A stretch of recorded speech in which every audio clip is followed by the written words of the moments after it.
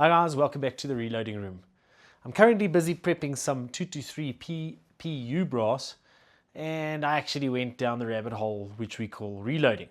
So many questions, so little answers. So little answers means to digging more and going down. And I got to a point where I said, well, there's only one way of knowing this, and it's testing whether or not it actually makes a difference.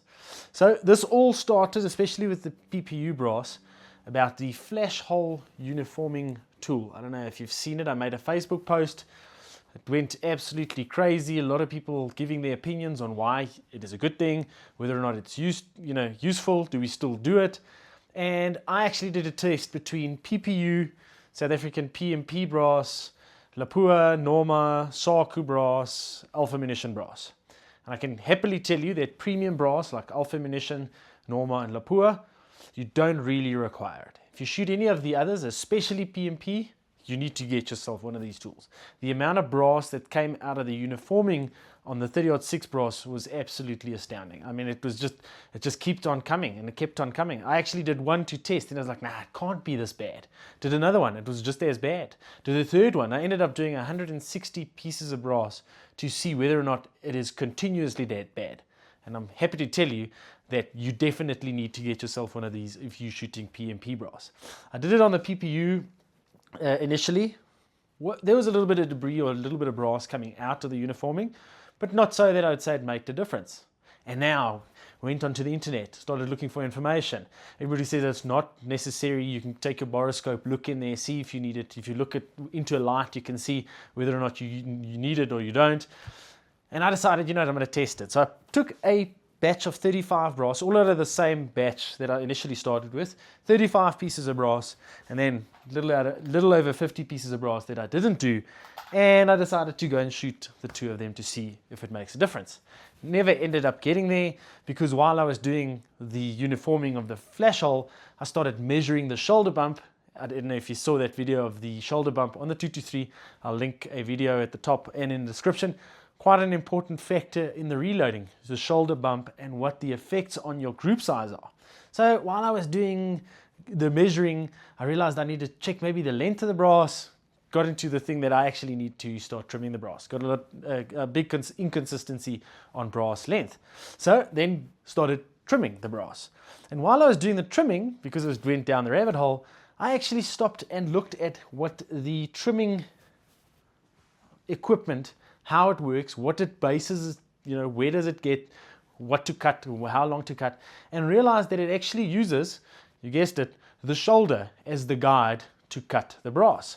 So this is the mistake I made. I used to take freshly fired brass, clean them, anneal them, and then cut them, because theoretically your shoulder should be fairly the same because it came out of the same rifle. Well, that is where the inconsistency for me started, and then cutting inconsistent length on the brass. So then I was like, okay, let me have a look at it. So just to explain it to you quickly, I actually, in the meantime, bought myself one of these Lyman case expresses just to cut the time out. It was a very tedious process with the handheld drill method. So I got myself one of those Lyman case express just to cut out the time.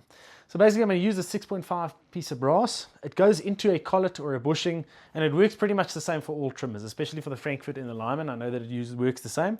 It goes into this collet and it presses on the shoulder. I don't know if you can see it, but it presses on the shoulder. So if you have shoulder bump inconsistencies, you get cutting length inconsistencies. So then I went even further down the rabbit hole. Then I started pressing and making sure that I press and measure shoulder bump on all the 35 pieces of brass on the one side. Once that was pretty much within 1 or 2 thou of each other, I then proceeded to cut the brass.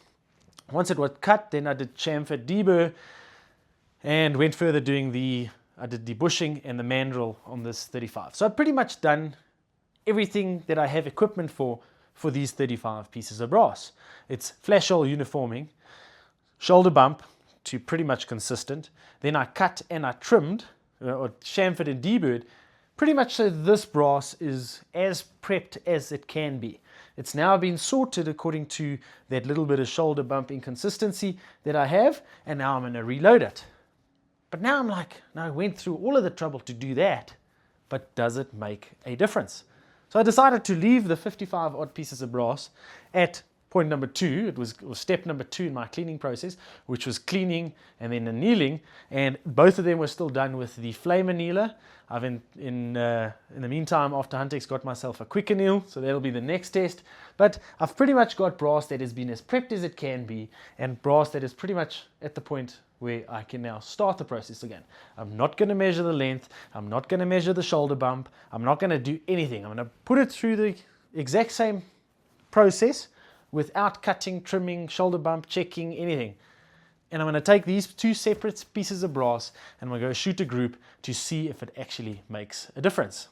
So I'm going to go to the range, shoot 10 of the best prepared brass on a grouping at 100 meters, and I'm going to take the inconsistent, just prepped brass and shoot, and let's see if it actually makes a difference. So I'm going to head to the shooting range, I'll do that, we'll get back, I'll show you the results, and we can see if there's a difference or not. Back from the shooting range, I went to Irene Arms in Irene once again, the indoor bow range, and I concluded to shoot the brass as prepped. I did, however, after we turned off the camera, decided to load an extra 5 bullets on each of them because I had to sight in a scope, an Oryx, and I wanted to make sure that at the start of the test that everything's pretty much done in the gun. There's no inconsistencies on scopes and so forth. So I also took Lapua brass, shot the Lapua brass, and just out of interest in sighting in the rifle, and you'll see this later on, first shot, then dialed it back, got it to the center, and then started shooting there. I dialed a little bit too much to the left, but the last 3 shots were pretty much consistent, 2 into each other and 1 just off to the side. So the foundation of the gun and the ability of the gun has been tested and satisfactory. I don't know what that group size is, but it's fairly good for shooting and sighting in the scope.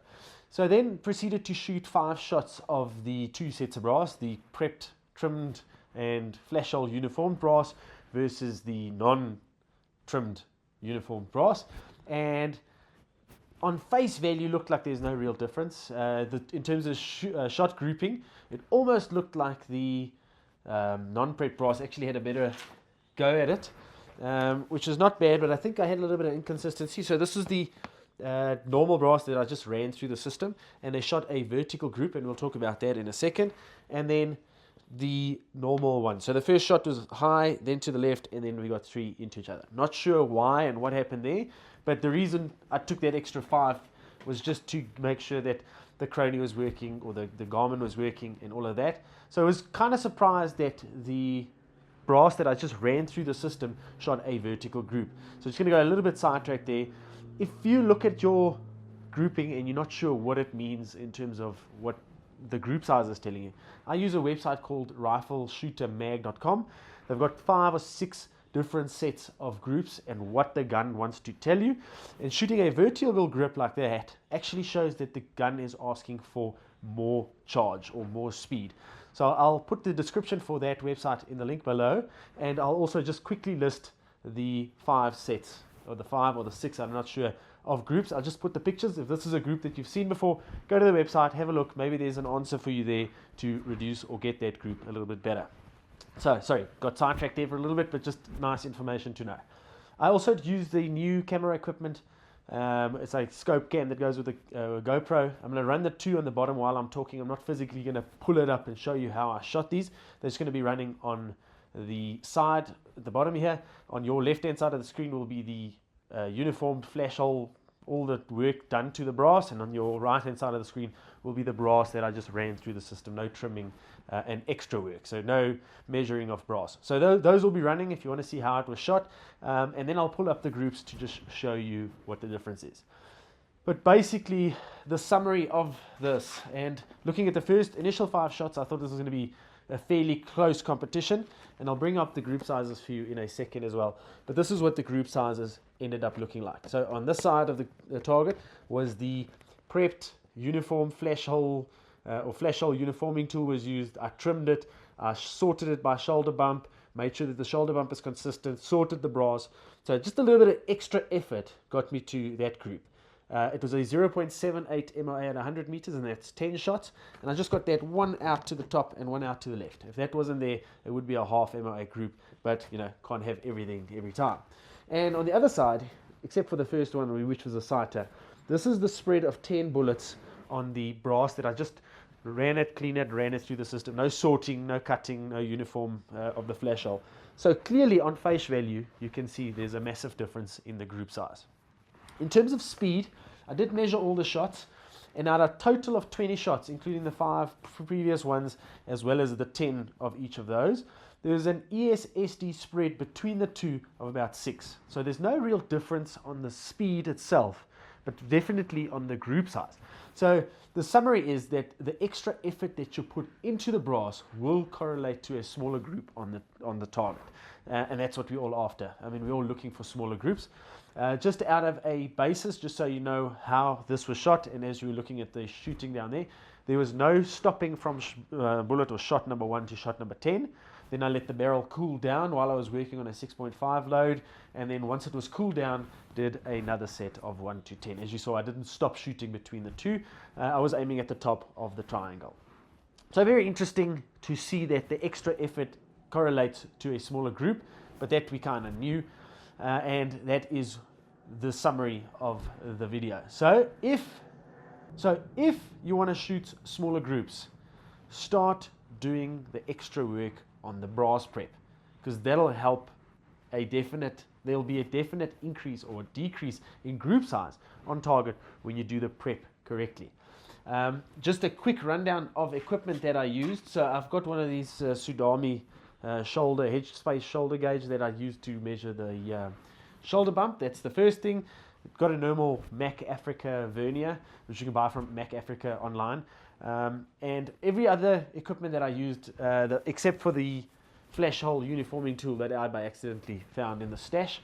This is the one thing I do not sell. I don't have it on the website, but I'm pretty sure we have someone or a shop in South Africa that has it. So if you're looking at getting that tool, it's you only use it once. So rather see if you have someone that's got one that's willing to send it to you, do the trimming and send it back, and save yourself a little bit of bucks on that. Guys, if there's anything else you'd like to see, anything we could test for you, please comment in the video below and we'll take it from there.